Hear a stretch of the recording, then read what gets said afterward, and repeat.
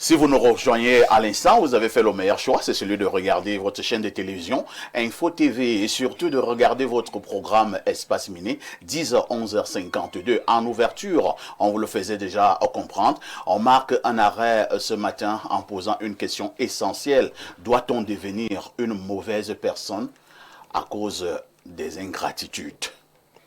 Le psychosociologue est dans son élément. Je vous passe la parole. Merci beaucoup, M. Pafa ici. La thématique du jour parle déjà de l'orientation que devait prendre mon argumentaire, c'est-à-dire que la transformation de soi, du fait d'avoir reçu les méchancetés des autres. Ouais. Moi, je pense on n'est même pas très éloigné de la dénonciation. Hein. On n'est pas très éloigné, voilà. Bon, on va d'abord laisser la dénonciation. Il y a beaucoup de passion. Il y a beaucoup de... Voilà. Bon, maintenant, le sujet nous amène à savoir, est-ce que, moi je pense, en psychologie de manière générale, chacun crée son bien-être. Chacun doit mettre... Le bien-être, c'est comme un repas qu'on prépare. C'est toi qui mets les ingrédients qui vont donner la saveur qui va te plaire à ton repas. Bon, comme pour dire que si tu as des gens autour de toi qui sont ingrats, qui sont jaloux, qui sont aigris, est-ce que tu dois devenir méchant, aigri et jaloux comme eux? Voilà le thème. C'est ça là, il faut que j'entre dans la situation. Je présente le décor, comme vous avez souvent, vous aimez bien. Alors bon, est-ce qu'on doit devenir méchant parce qu'autour de soi, on a des gens méchants? Est-ce qu'on doit devenir aigri et jaloux parce que les autres sont jaloux? Moi, je dis ceci, chaque individu devait pouvoir faire son hygiène mentale de manière individuelle déjà. Chacun sait ce qui est bien pour lui. Il y a une parole que quand ça sort de ma bouche, ça me fait peur, ça me fait mal. Mais il y en a qui ont l'habitude de les utiliser. Là, c'est leur problème personnel. C'est quoi j'ai dit dans l'orientation de ce sujet. Le construit, la santé mentale de l'individu, ça dépend de comment il veut être. C'est lui qui doit définir les bases et les fondations de sa santé mentale. Si autrui est méchant, est-ce que tu peux vivre dans la peau de la méchanceté sans avoir un impact, sans vivre une souffrance, un déséquilibre? D'abord sur le plan physique et sur le plan psychologique. Parce qu'il y en a qui se plaisent dans le mal, mais il y en a qui ne peuvent pas pacter avec le mal. Il y en a qui se plaisent à détruire les autres, à humilier les autres et à empêcher la carrière des autres. Il y en a qui se plaisent dans le mal. Bon, le sujet qui nous écoute doit comprendre que ça ne sert à rien de se transformer pour les autres. Il vaut mieux éviter les personnes qui sont méchantes que de vouloir se transformer pour devenir comme elles. Parce qu'on ne sait pas la posture mentale qui accompagne les actes. Est-ce qu'ils sont encore tenus par le regret? Parce qu'il y en a qui, pour des actes, ils ne sont pas suivis, ils ne sont pas interpellés par leur conscience. Par contre, tu dois commettre une erreur et tu es obligé d'appeler. Moi, je prends mon cas. Si moi, je commets une erreur pendant une soutenance de thèse ou de master et que je me rends compte que j'avais vilipendé l'étudiant, je vais prendre sur moi de l'appeler pour m'excuser auprès de lui. Et moi, je l'ai souvent dit pour ceux qui disent que je dois changer, parce que sur les plateaux, je suis peut-être aimable, mais au niveau de la recherche, je suis extrêmement rigoureux. Et cette rigueur-là, s'il faut que je change aujourd'hui, je dois appeler tous les étudiants. On peut être rigoureux, mais sans humilier. Parce que d'autres ne comprennent pas que la rigueur n'est pas la méchanceté. C'est parce que je veux que les étudiants puissent être à la hauteur des qualités qu'ils ont et dont ils sont qui leur sont difficilement accessibles. Bon, pour dire tout simplement que chaque personne doit pouvoir établir sa structuration mentale, sa santé mentale, pour son bien-être à elle. On ne doit pas se transformer parce qu'on n'est pas sûr de vivre avec le même bien-être dans la posture, dans la peau de la méchanceté, dans la peau de l'aigreur et dans la peau de la jalousie. Merci, professeur. Rodrigue d'Albert Evina, c'est l'histoire d'un homme qui a pris son petit frère à la maison. Un autre a pris son petit cousin du village, il l'a amené en ville. Il a poursuivi ses études, il a eu le baccalauréat, il a même obtenu sa licence chez lui. Mais au finish, ce petit cousin a commencé à entretenir les rapports intimes avec son épouse. Celui qui a vécu ça, il aura encore le courage d'accueillir encore un autre petit cousin pour l'accompagner dans ses études. Oui, merci pour la parole parfaite. L'histoire que vous racontez est très douloureuse et montre qu'en fait, on ne peut pas se protéger contre l'ingratitude. Parce qu'en réalité, nous ne sommes pas comme beaucoup de pasteurs et prophètes. Eux disent qu'ils voient ce qui va arriver demain. Nous qui ne pouvons pas voir ce qui va se passer demain, donc nous sommes carrément exposés comme ça. Donc on ne sait pas à quel moment on va prendre notre propre antago et mettre à la maison notre rival qui va venir prendre notre femme. Vous voyez un tout petit peu. On ne sait pas que c'est ce gars-là qui arrive là, qu'on est en train d'encadrer et tout. Ce que j'ai envie de dire, parce que le sujet est complexe, parce que l'humain est imprévisible. Je suis d'accord avec le professeur Noubissi, mais je voudrais ajouter que faisons du bien, mais ne nous oublions pas nous-mêmes. J'ai vu des gens qui ont donné beaucoup d'amour aux enfants des autres.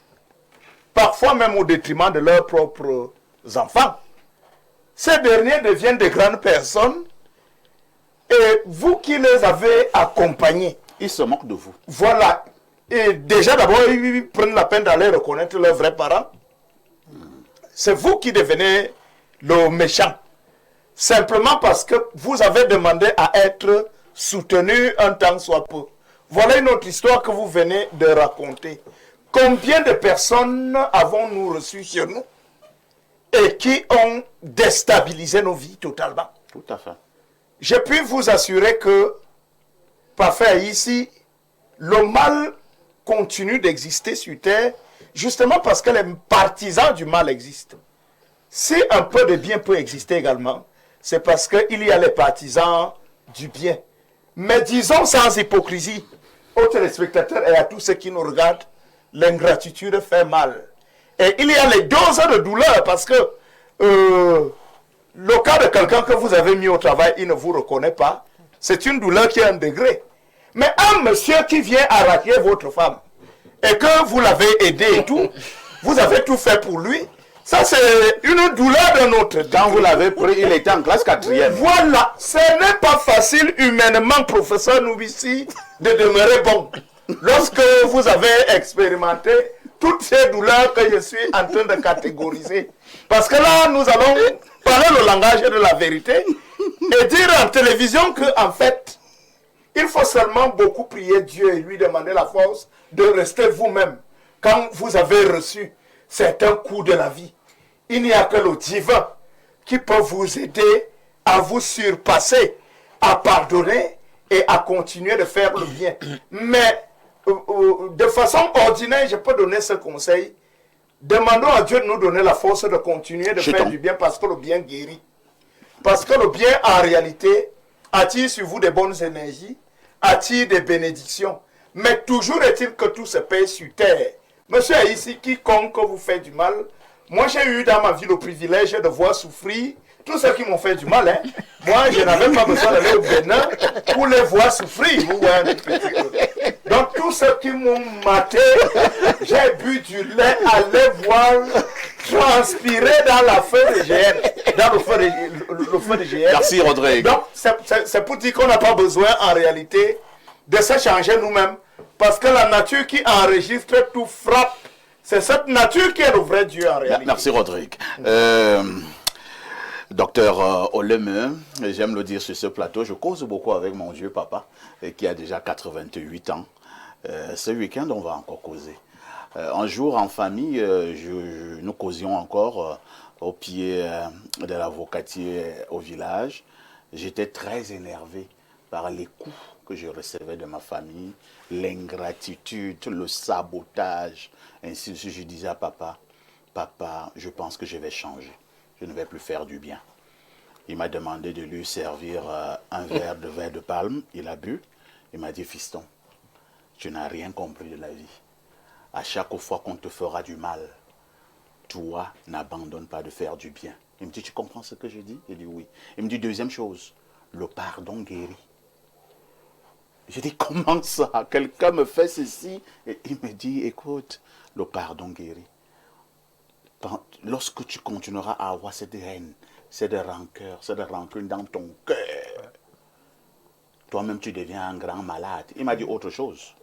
Quand quelqu'un vient avec la saleté sur ton corps et pousse cette saleté de ton corps, toi tu restes propre et la personne elle-même partira avec sa saleté. J'ai trouvé ce langage un peu dur. Je ne veux pas une histoire il y a 3 ans. Mais depuis un certain temps, je me rends compte que ce vieil homme avait peut-être raison. Vous êtes d'accord avec mon papa? Oui, je suis d'accord avec ton papa. Bon, mais sur la thématique, doit-on devenir une mauvaise personne à cause de l'ingratitude? On ne doit pas devenir une mauvaise personne à cause de l'ingratitude. Mais qu'est-ce qui se passe? On doit devenir méfiant. Oui. On doit en tirer des leçons. Oui. Pour répondre, n'est-ce pas, à la thématique et également revenir également au papa. Tout à fait. Oui. Donc, on doit devenir méfiant et en tirer, n'est-ce pas, des leçons. Oui. Quand on reste, n'est-ce pas, à l'écart, ça ne veut pas dire que tu restes malade. Ça ne veut pas dire que tu n'as pas pardonné. Hein? Parce qu'il faut bien comprendre que pardonner quand on t'a fait du mal, on veut bien dire pardonner. Mais c'est que ça revient toujours, c'est quelque chose qui, ça te rappelle toujours que non, j'ai subi. Hein? Et en plus, celui qui t'a fait du mal, comment tu vas lui pardonner comment? Alors que lui, il est dans l'optique, n'est-ce pas, de toujours te nuire. Ouais. Il faut bien comprendre. Il n'abandonne pas. Hein? Il n'abandonne pas. Celui qui fait du mal n'abandonne pas. Le méchant est méchant. Le méchant est méchant. Donc, quand tu restes donc à l'écart, on peut penser que tu n'as pas pardonné. Oh, toi, tu as pardonné. Tu es resté pour toi à l'écart, tu restes à l'écart. Et tu te méfies, n'est-ce pas, de ce méchant-là parce que tu préserves ta vie. Le méchant est méchant. Il ne pardonne pas. Il te tue. Le méchant, c'est un sorcier. C'est quand il t'a tué qu'il boit un verre d'eau. Il boit un verre d'eau. Il dit, Tant qu'il t'a ok, pas tué, mission il boit un verre accomplie. d'eau. Donc, il faut que tu te méfies, n'est-ce pas, du méchant. Que tu, en pleine conscience, la Bible le dit. Dieu l'a dit.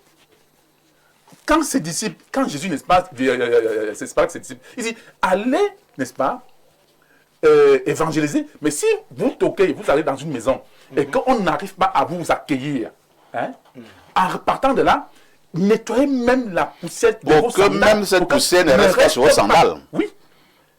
Donc, c'est ça le problème. Il faut continuer à faire du bien à d'autres personnes. Alors, Mais vous avez, celui-là, vous avez accueilli un cousin à qui vous avez, pour parler au quartier, Oui. à qui vous avez payé les études. Oui. Et vous l'avez pris l'été en quatrième, il a eu la licence chez vous. Mais au finish, il est allé avec votre femme. Le Vous problème- parlez comme au village, il a couché avec votre femme. Vous pouvez pardonner? Non, le problème, ce n'est pas mon cousin. Le problème, c'est ma femme. Il faut bien comprendre. C'est ma femme qui. Non, vous condamnez votre Non, femme. c'est ma femme qui est. Et c'est vous, ma femme. vous c'est encensez ma votre femme. cousin. Oui, c'est ma femme. C'est ma femme qui est soit idiote ou Et bien. que faites-vous de votre cousin? Mon cousin, non, c'est un gars qui est. C'est un héros. Oui, C'est un héros. bien sûr. Vous allez continuer à payer ses études sur un doctorat. C'est un héros. Je continue à payer ses études parce qu'il n'a pas violé ma femme. Docteur, le parce que celle à la télé. Non, je ne suis pas. Non, honnêtement, il faut bien. Monsieur parfait. Non, je suis pas sérieux. Monsieur sérieux. Nous sommes là, sur le plateau. Mais je suis également à mon Dieu. Suivez bien.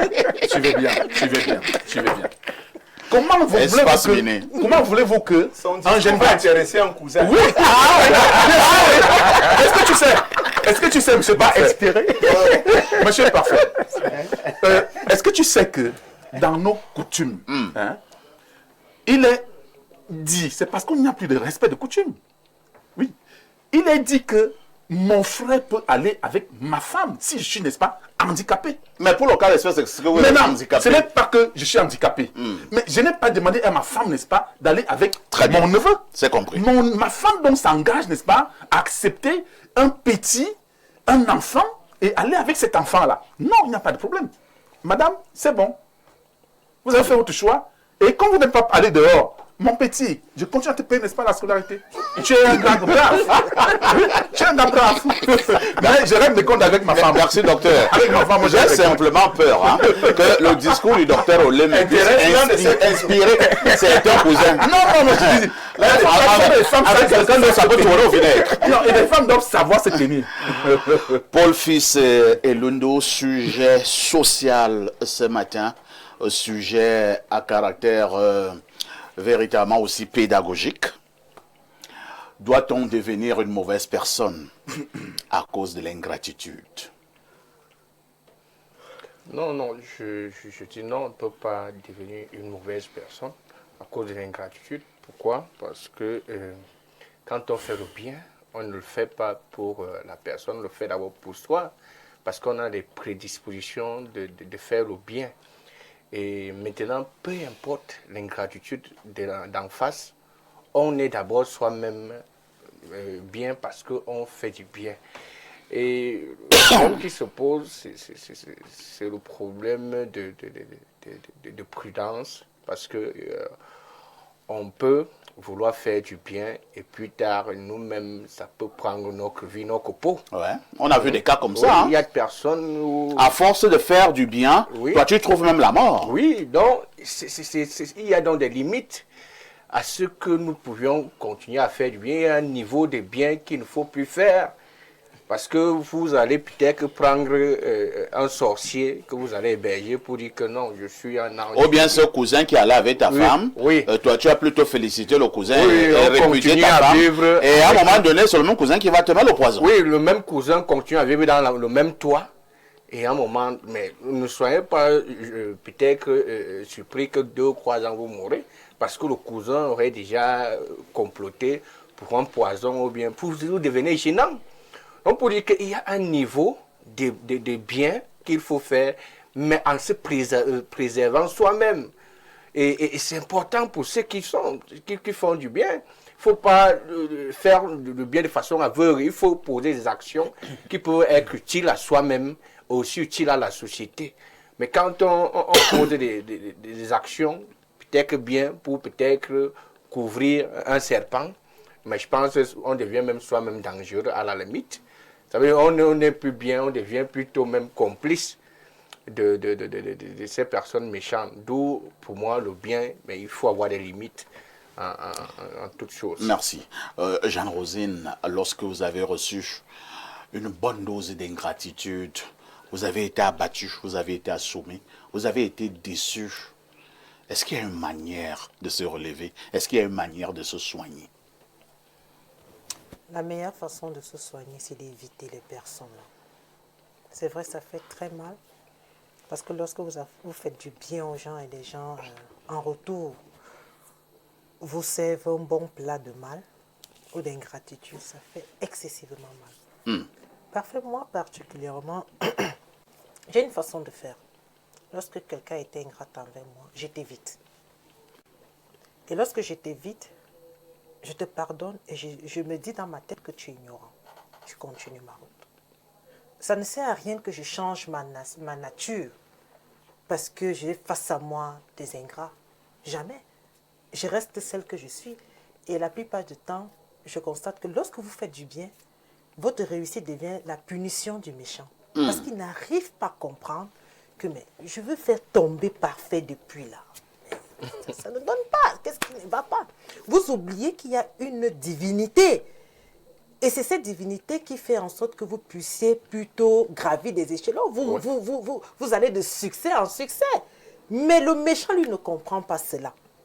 Parfait, la plus grande ingratitude qui fait mal, c'est dans la famille. Vous savez, quand vous avez des frères, vous avez des sœurs, vous prenez leurs problèmes comme les vôtres. Mais vous vous rendez compte qu'en retour, parfait, ce sont des personnes qui signent votre arrêt de mort. Je dis toujours, pour mieux vivre, il faut être dans son coin. Il ne faut jamais étaler sa vie, même en famille. Ma femme nous disait toujours, je meurs parce que la famille. Parce que c'est une femme qui a aimé mon papa. Mais elle est partie très tôt à cause de la famille. Vous voyez? Elle me l'a dit toute petite. Si un jour il arrive que tu te maries, tes enfants, ton époux et toi, point barre. Oh là là. Oui, oui. Parce qu'elle avait subi. Elle a tellement subi. Elle disait à mon papa à l'époque, je suis au cadre d'une institution dans ce pays. Place tes enfants. Mon père disait, non, j'ai mes neveux, j'ai mes nièces. Je place d'abord mon neveu. J'ai ceci, il n'a rien fait. Mais je vous assure aujourd'hui, aucun de ses neveux, aucune de ses nièces ne sait s'il vit ou ne vit pas. Personne. Et lorsque j'ai observé cela, j'ai pris ma décision. Ok, aujourd'hui, peut-être je n'ai pas encore la grâce d'être une femme mariée, mais je dis si Au nom de Jésus, tu seras marié. il faut prophétiser. On dit Amen. Amen. L'homme qui va vraiment nous donner cette valeur-là. Parce qu'il y a des hommes qui viennent jouer avec nos sentiments. Hein. Bon, ça, c'est pas le sujet. Donc, parfait, j'ai regardé cela et j'ai compris que je ne pourrais jamais changer de nature parce que tel ou tel m'a fait du mal ou tel ceci. Je reste la même vendeur parce que à partir de ce mal que je reçois ou cette ingratitude, moi, j'ai réussi. Très bien. Merci, hein. Alain Douc. On vous passe également la parole pour essayer de disserter. Et certains sur ce plateau disent effectivement que lorsque vous avez fait du bien à quelqu'un et qu'en retour c'est l'ingratitude, lorsqu'en retour ce sont les insultes, c'est l'invective, ça fait du mal. Est-ce que ça peut toujours t'encourager à refaire du bien? Parfait, toutes les contributions là ont été hyper riches. Je les salue. Pour ne pas faire dans la répétition, la redite, je vais simplement m'intéresser à 3 mots qu'il y a dans le sujet. Le verbe doit, à l'infinitif c'est devoir. S'il vous plaît, ne vous faites pas le devoir d'un changement de votre identité, tout simplement parce qu'on vous a fait du mal. Parce que lorsqu'on a quelque part là, doit-on devenir une mauvaise personne? Parce que là, ça pose fondamentalement un problème d'identité, de perception de soi et de jugement de valeur sur vous-même. Est-ce que vous allez changer votre identité parce que vous avez été confronté ou pollué par des mauvaises personnes? Voilà l'enjeu. Vous voulez cette mutation? Peut-être que vous ne changez pas d'identité, Alain, mais je pense seulement un exemple. Si vous avez pris l'habitude d'aider des amis, et en retour, vous avez reçu la méchanceté, bon, vous ne devenez pas méchant, mais vous dites simplement que moi, je ne veux plus aider. Ça ne veut pas dire que tu cherches du mal à quelqu'un.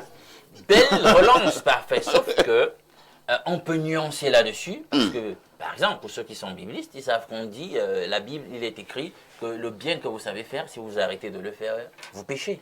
Ne vous fatiguez pas, ne vous arrêtez pas de faire le bien, car vous en moissonnerez toujours les fruits en temps opportun.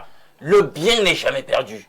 Mais maintenant, humainement, je sais, ce n'est pas facile et vous l'avez tous dit. Voilà, humainement. Non, humainement, c'est pas évident. La douleur Maintenant, le 3e mot, c'est ingratitude.